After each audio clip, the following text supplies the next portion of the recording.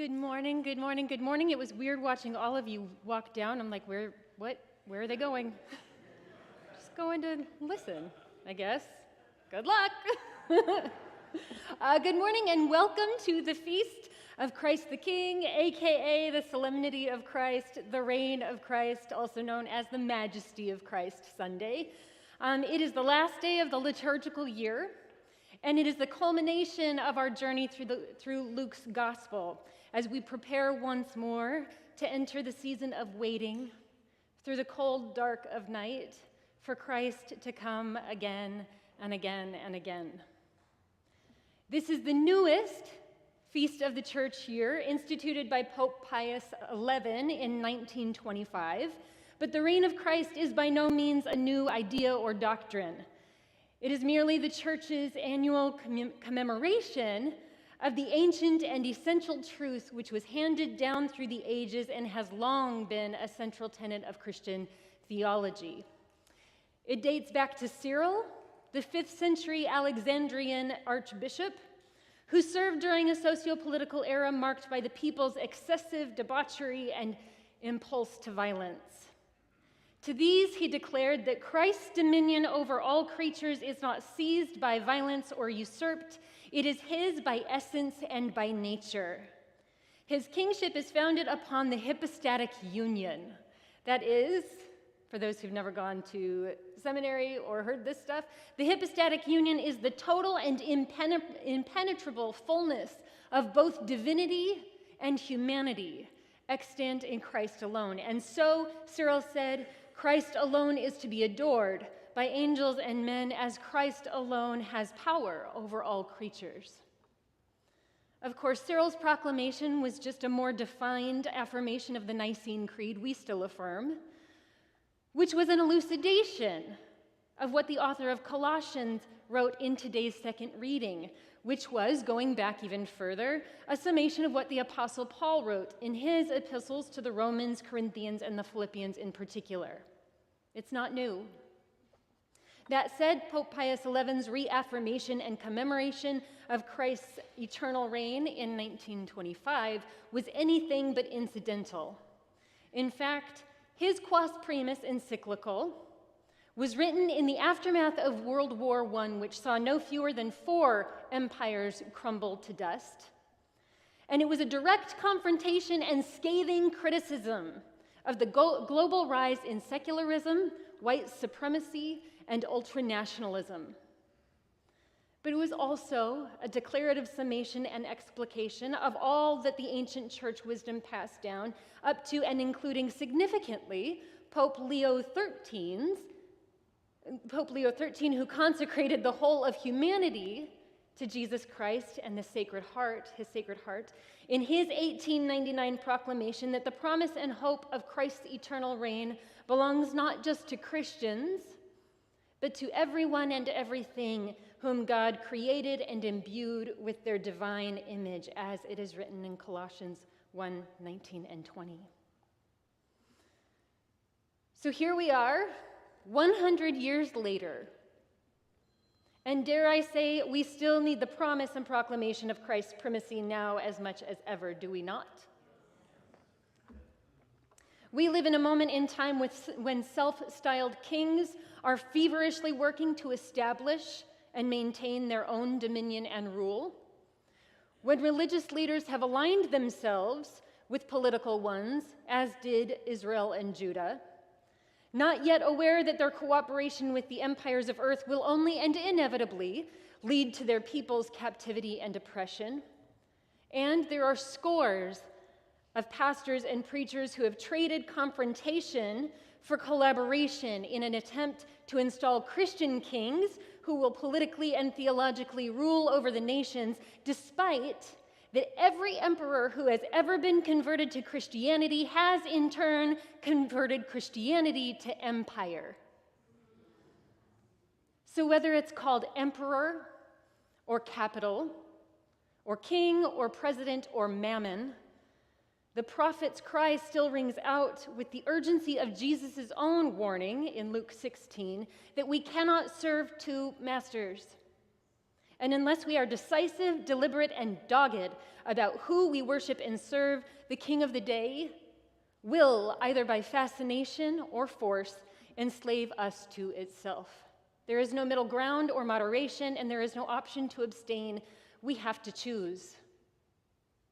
And however simple we might say that choice is, the follow-through can be a slog, because we live in time, and the powers and principalities of this age are not here to play.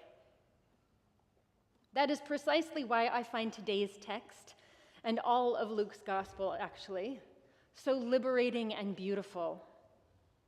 For in these pages, Jesus never competes for a kingdom. Despite that he is crucified as the King of the Jews, he never once claims that distinction for himself, nor does he ever embody or express that sort of power or dominion. He never seeks to be anyone's king, but is instead, from the start and to death, everyone's kin.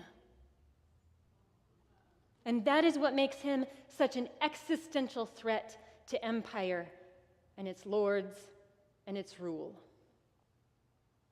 See, between the idea of kingship and the embodiment of kinship, there stretches a vast chasm as wide and fixed as the one between the rich man and Lazarus. And the sources from which each draws its authority and power could not be at greater odds. Kings and kingdoms, the empires of this age, we know, rely on fear. Fear of pain and suffering, yes, of poverty and oppression, but more than any of that, it is the fear of dispossession and isolation, of living and dying alone without a witness. This is empire's greatest weapon over and against its subjects, and the primary means by which it organizes society, enforces its laws, and maintains control. Those who submit, assimilate, and obey will, maybe to some degree, enjoy the protections and provisions of imperial order. But those who defy or disrupt it will be made an example of, either when they're publicly punished and humiliated, or by expulsion beyond society's reaches and memory, where the devouring dark awaits. And empire knows, as well as we all do, that the human mind, body, and spirit are not designed to tolerate such violence, either as its objects, its agents, or its witnesses. And it knows that even to those who bear witness, it can feel like their only protection against the onslaught of imperial violence is to shut it out, to go numb and pretend it isn't happening, or at least that it cannot and will not happen to them so long as they stay compliant. Crucially, as Walter Brueggemann writes in his book Prophetic Imagination, this is the primary function of empire. Empire lives by this numbness. It expects numbness in response to the human costs of its violent militarism and goes to great lengths to keep and sustain that numbness. The imperial consciousness can only survive by its capacity to still our groans and go on with business as usual, as if there are none hurting and that there are no groans. Empire needs people numb, because those who are numb or in denial of what is are unable to face the catastrophes caused by unchecked domination, never mind challenge it. But where kings and kingdoms depend on numbness, embodied kinship deliberately presses into it and welcomes the needling pinpricks of empathy and compassion that awaken us to the reality and gravity of feeling and rescue us from the immobilization that numbness always produces. Among kin, groans can't be stilled or stifled. Grief can't be buried or denied. It is voiced, it is shared, and it is observed. Among kin, wounds aren't ignored, they are tended, dressed, and healed. And yes, sometimes pain and grief shared with us in solidarity become so big and heavy and take up so much space that they take on a place in us, right? What is shared with us lands in us. But this too is holy, because in that the weary are relieved of the burden they carry alone when kin make that burden their own. This, friends, is what made Jesus so dangerous to Rome. He was neither immobilized by the enormity or constancy of suffering around him, nor was he controlled by the fear of imperial violence. Instead, he bore the blows of empire in solidarity with all its victims and enemies, and made himself their brother, declaring that the Creator's favor rests and is made whole in everything and everyone that empire despises. This he did not do to irritate or agitate empire. He did it because he knew that his own personhood and power were inextricably bound up in his kinship with the poor and powerless. Within the dominant culture of fear and fealty, knowing as he did that he would eventually be victim to empire's most grotesque impulses, Jesus embodied a kinship and cultivated a community so entirely counter to it that even people like Mary Magdalene and Joanna and others who received the strategically distributed wealth that empire hoarded, they turned around and gave it to Jesus, knowing he would redistribute it, because he would redistribute it to the poor, the outcast, the hungry, the sick, and everyone else who needed it. And they did this not to curry favor with Jesus as one would with a king, nor to prove their worth in his kingdom. They did it because Jesus welcomed and healed and honored them first as sisters and equals, partners in ministry. Because Jesus bore their burdens as his own, they made the burdens of the community their own. This is the way of Christ's kinship, right? And from the moment of his birth, which heralded the scattering of the proud, the toppling of the mighty, the exaltation of the lowly, and the filling of the hungry as the rich were sent away empty, to his first sermon in the temple when he proclaimed that freedom for the captives, recovery of sight for the blind, liberation of the oppressed, and the day of God's favor was fulfilled that day in his coming, to his crucifixion on the cross where we meet him today. At every single turn, Jesus was not just with the people, he was one of them, and he belonged to them. Indeed, God did not come from the body of a nobody to play act at personhood or go undercover boss, experiencing the weariness of living, but only to a point and always with an eject button at hand. God was born and lived and ate and drank and played and laughed and argued and worked and delighted and died with and as a nobody. And by choosing that kinship over kingship, he became too close with too many people who cared for him too deeply, that if empire let him go on feeding and healing and living among these other nobodies, more people, officers, outcasts, numbed folks, might start waking up and thinking they mattered too.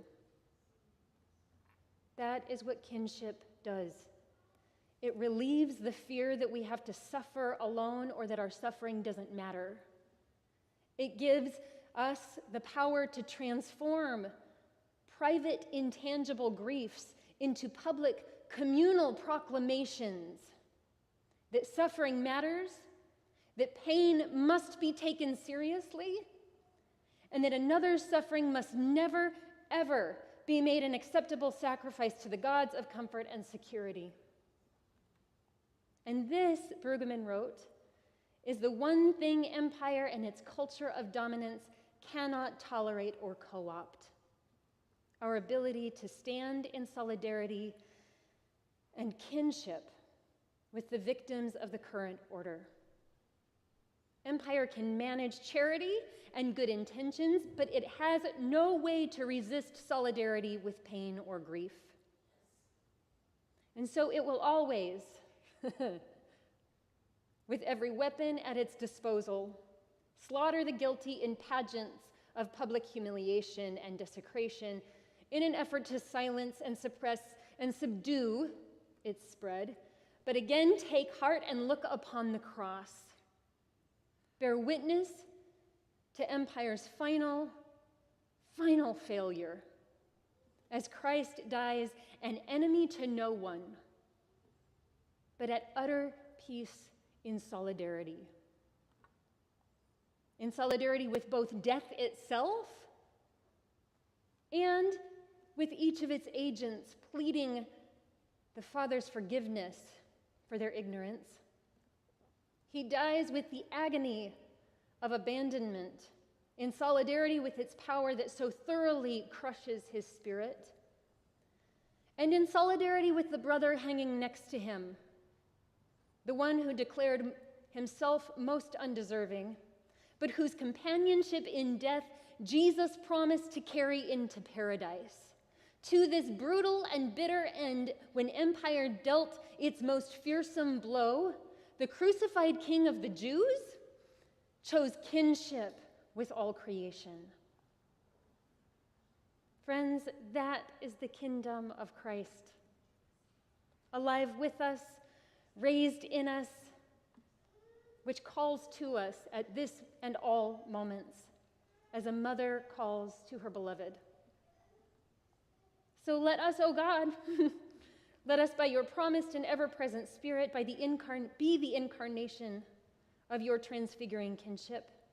Make us the embodiment of your transforming kingdom, that we may bear in our bodies, and as Christ's one body, the reconciliation of everything and all things to you, almighty and merciful God. Amen.